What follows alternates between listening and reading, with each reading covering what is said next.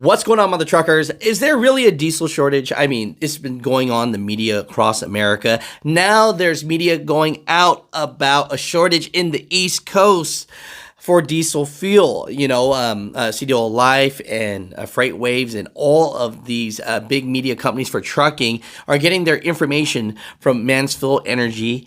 And so I said, instead of just talking about this, let's get the lead writer of FUELSNews, Alan from Mansfield Energy, on here right now so we can talk about these mythbusters, if they're true, if there's a shortage, would the Keystone Pipeline help, what will help in this situation right now, and is this all fear-mongering or what? Let's get into this, Alan. Let's go.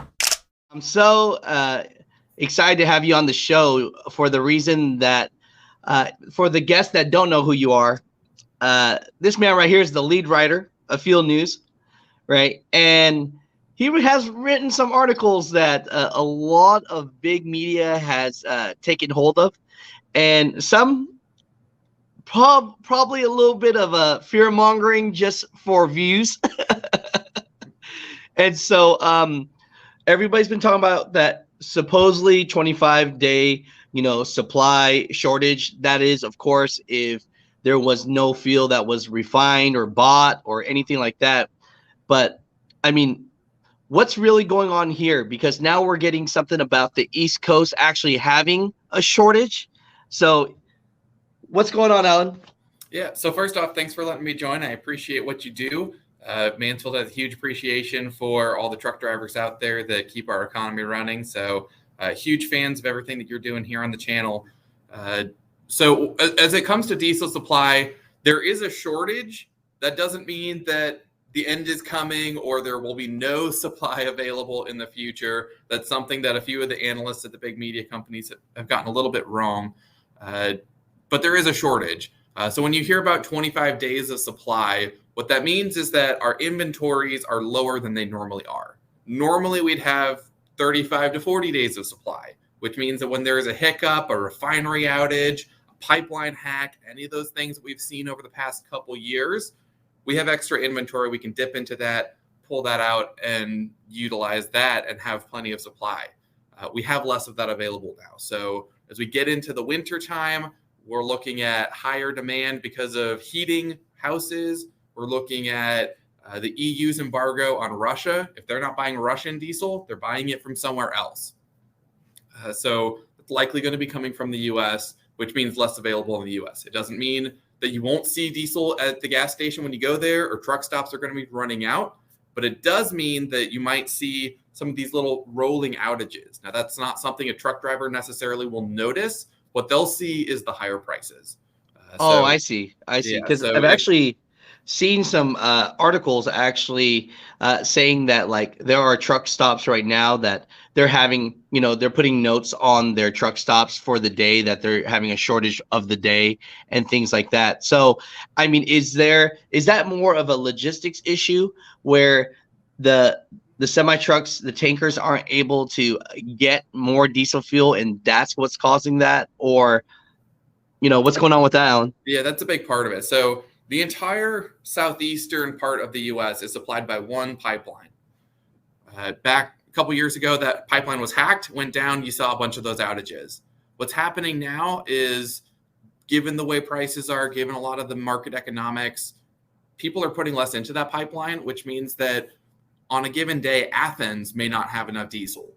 Now, that doesn't mean that Athens, Georgia can't get diesel from Atlanta or Savannah or a nearby market, but that takes more time. So that's where you're going to see some of those just individual outages. They'll only last a day or two here and there. It's not severe. It's something that we're working on the back end to make sure that consumers don't notice. But there is definitely some extra logistics going into it to make sure that markets stay filled. I hear you. And so for the people that don't have an understanding of energy or anything like that, Mansfield Energy, can you explain what you guys are to America? Yeah, absolutely. So we are a trucking company first and foremost. So we are a third-party logistics fuel distributor. We work with some of the largest fleets in North America to make sure that they have fuel. So if you think about any major truck brand, typically they're not buying fuel at a gas station or at a truck stop. They might have their own truck pumps in their backyard.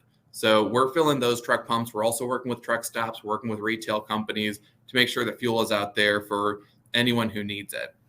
I hear you. So, I mean, what you guys do is a pretty big deal, right?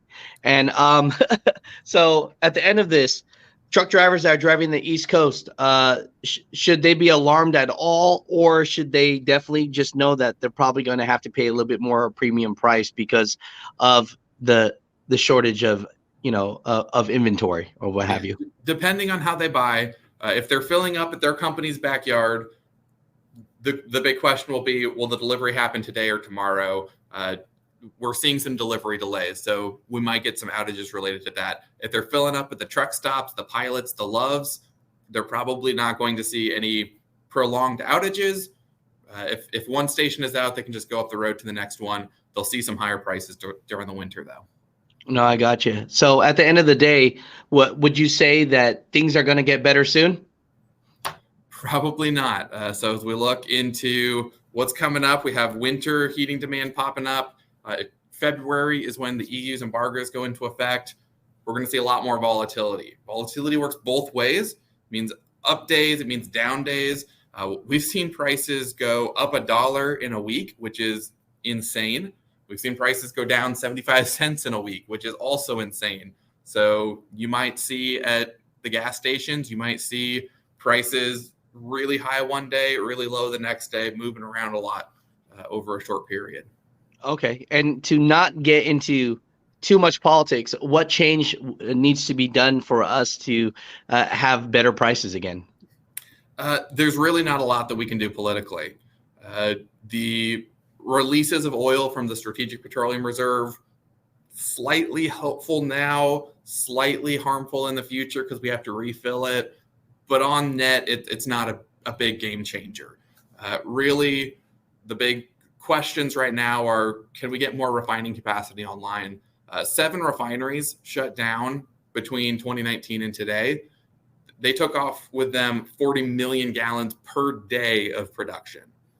So wow, there's a lot less diesel being produced, which just puts us into this position of having a net shortage.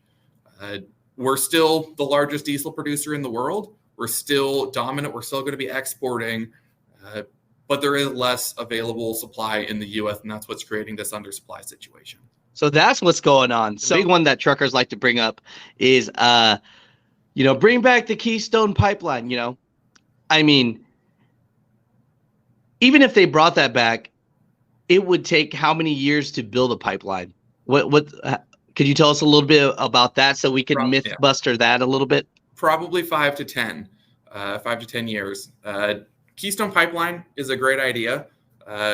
When that oil isn't shipped by pipeline, it's going to be put on a train instead. And that's really what a lot of people don't get into, is that it's not a choice between a pipeline or no pipeline. It's a choice between should it go on a pipeline or a train, which is a bit more expensive and a bit slower.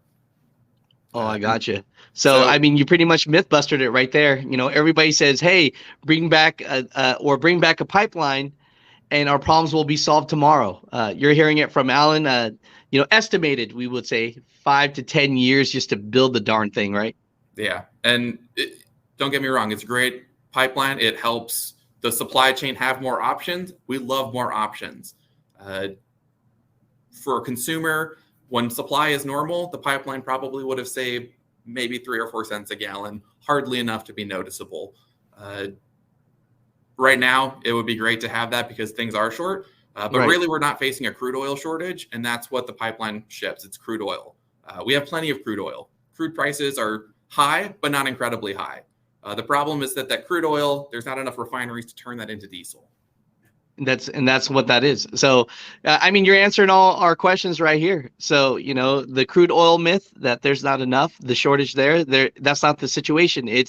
There's no one in the kitchen cooking it for you. There you go. Now, when something crazy goes on the news and they say we got one, I might have to call you the day when they, say that the weekend of Thanksgiving, we will run out of diesel fuel. You know, we might have to have a little party that day just to see if that really happens, right? No, we will have plenty of diesel the weekend of Thanksgiving. I can assure you that. Oh, no. Thank you for taking time out of your time, Alan. I appreciate you. You're helping keep truck drivers calm and giving us a better understanding of what's going on. So Great. thank Glad you. to help. Yeah. Appreciate you. All right. Thanks.